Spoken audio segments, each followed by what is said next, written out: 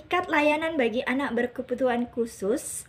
Nah, menurut Hiddelgun Olsen atau Tormansyah pada tahun 2007, pendidikan inklusi adalah sekolah harus mengakomodasi semua anak tanpa memandang kondisi fisik, intelektual, sosial, emosional, linguistik, atau kondisi lainnya.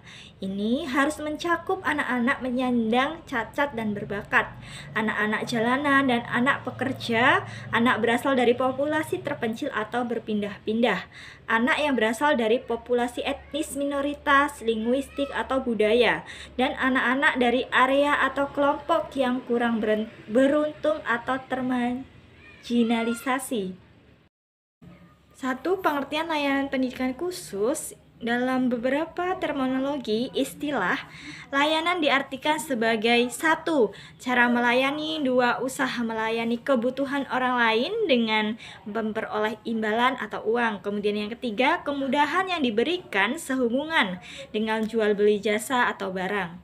Kemudian menurut Haji Sudarso dalam Purwantoro, anak berkebutuhan khusus adalah anak yang dalam pendidikan memerlukan pelayanan yang spesifik, berbeda dengan anak pada umumnya.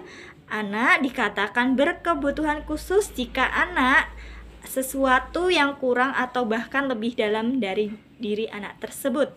Pelayanan pendidikan bagi anak berkebutuhan khusus adalah jasa yang diberikan berkaitan dengan pemenuhan kebutuhan ABK, sehingga ABK tersebut dapat mengembangkan potensinya. Kebutuhan tersebut terdiri dari kebutuhan fisik dan kesehatan, kebutuhan yang berkaitan dengan emosional, sosial, dan kebutuhan pendidikan. Yang kedua, sejarah perkembangan layanan pendidikan khusus.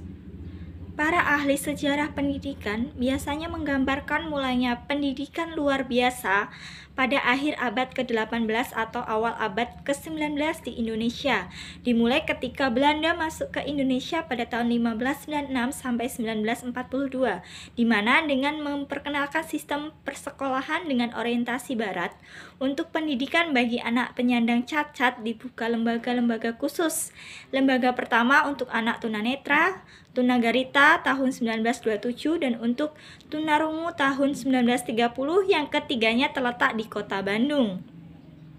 Berdasarkan urutan berdirinya sekolah luar biasa pertama untuk masing-masing kategori kecacatan SLB dikelompokkan menjadi SLBA untuk anak tunanetra, SLB untuk anak tunarungu, SLBC untuk anak tunagarita, SLBD untuk anak tunadaksa, SLBE untuk anak tunalaras, dan SLBF untuk anak tunaganda.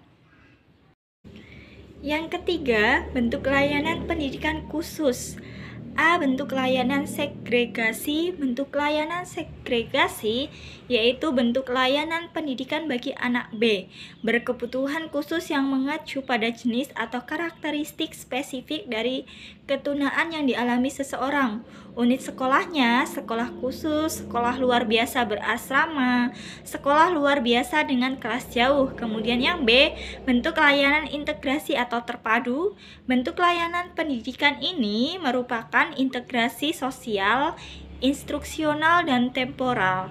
Anak berkebutuhan khusus dengan teman-teman lainnya yang normal, yang didasarkan pada kebutuhan pendidikan yang diukur secara individual. Ada 3 bentuk keterpaduan dalam layanan pendidikan bagi anak berkebutuhan khusus.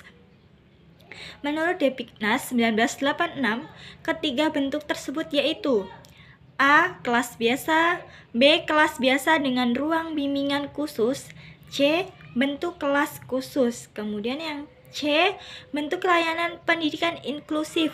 Bentuk layanan pendidikan inklusif adalah pendidikan yang menghargai semua peserta didik termasuk anak berkebutuhan khusus.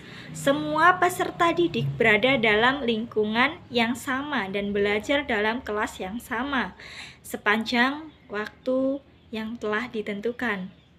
Selanjutnya yang keempat, layanan pendidikan khusus.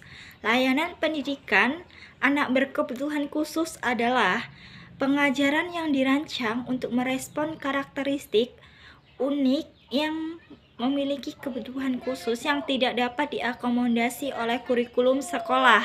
Standar 3 layanan pendidikan anak berkebutuhan khusus.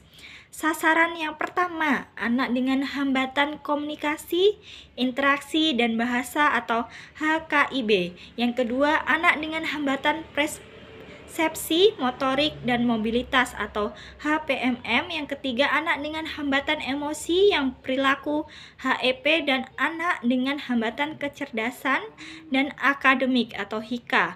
Tunanetra, tunarungu, wicara, tunagarita, tunadaksa, tunalaras, berbakat, berkesulitan belajar, spesifik, autis. Kesimpulan, anak berkebutuhan khusus adalah anak yang dalam pendidikan memerlukan pelayanan yang spesifik. Berbeda dengan anak pada umumnya, anak dikatakan berkebutuhan khusus jika ada sesuatu yang kurang atau bahkan lebih dalam diri anak tersebut. Anak berkebutuhan khusus sendiri menurut para ahli bisa dibagi dalam 2 kategori, yakni anak berkebutuhan khusus yang bersifat permanen akibat dari kelainan tertentu, dan anak berkebutuhan khusus bersifat temporer mengalami hambatan belajar dan perkembangan yang disebabkan kondisi dan situasi lingkungan. Video ini dibuat untuk dapat dilihat dan dibaca untuk menambah wawasan para pembaca mengenai hakikat layanan bagi anak berkebutuhan khusus. Terima kasih, semoga bisa bermanfaat untuk kita semua. Saya akhiri. Wabillahi taufiq wal hidayah. Wassalamualaikum warahmatullahi wabarakatuh.